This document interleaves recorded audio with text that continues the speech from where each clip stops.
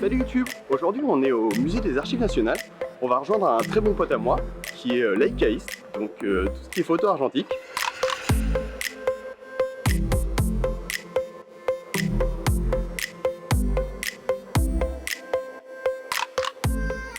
Tu vas bien? Ouais, tranquille.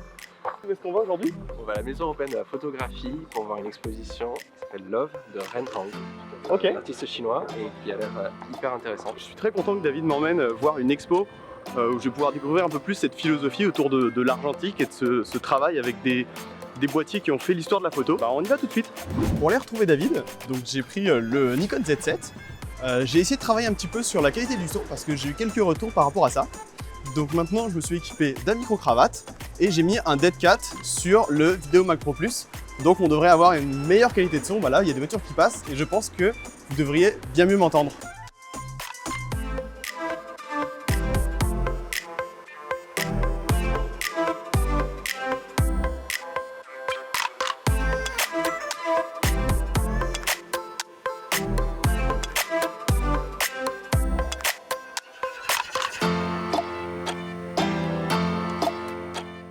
Après ces petites expos, je pensais que ça serait super sympa que David nous parle un petit peu de ce travail qui se fait sur l'argentique. Moi personnellement, mon travail, si vous le connaissez un petit peu, si vous passez sur mon compte Instagram, vous savez que je travaille avec du tout numérique, que j'ai pas forcément une immense affinité avec l'argentique, mais je respecte beaucoup le travail qui peut être fait avec.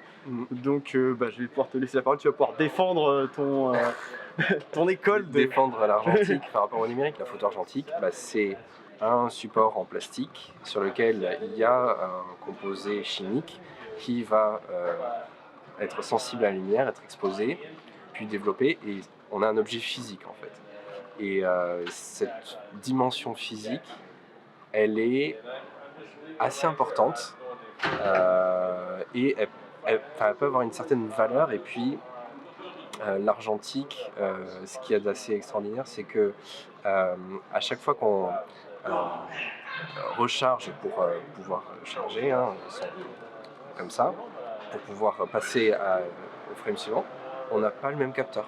Donc toi, dans l'univers de l'argentique, la marque, enfin ta marque de prédilection, c'est Leica. Est-ce que c'est réducteur? Est-ce que j'en dis trop, j'en dis pas assez? Je pense que j'en dis pas assez. Oui et non, pour deux raisons. Ça oui, c'est un Leica M6 de 88, comme moi. Donc pourquoi Leica? Déjà, le Leica M, c'est pour les argentiques, c'est tout manuel. Donc l'ouverture, la mise au point, les vitesses, bref, tout est à la mano. C'est vraiment un bijou mécanique assez fantastique. Ensuite, c'est petit comme appareil, comparé aux gros DSLR professionnels, par exemple. Ça par exemple, Voilà. ça c'est un D800 avec une 85 mm qui est très grosse pour sa catégorie. Voilà. Là, vous pouvez comparer en termes de taille, on est sur quelque chose qui n'a absolument pas la même dimension. Carrément. Et dessus, j'ai mis un Voigtlander 35 mm qui ouvre à f1.4. Ah, il ouvre à f1.4 lui? Ouais, f1.4, c'est microtésimal comme optique. 2, c'est un appareil qui a beaucoup de limites, c'est-à-dire la vitesse maximum c'est 1 millième, tout est manuel, donc il faut prendre le temps. On a 36 poses avec une pellicule 36 poses, voilà. Et du coup on fait attention, on s'applique et on prend le temps de faire ses photos. Donc le cadrage, l'exposition, voilà. Tout est assez limité et du coup on travaille dans ce cadre de limite, et ce qui permet de se forcer à être créatif pour faire de belles images. Et donc toi, qu'est-ce que tu es allé chercher justement qu'on trouve dans l'argentique et qu'on ne trouve justement pas dans le numérique?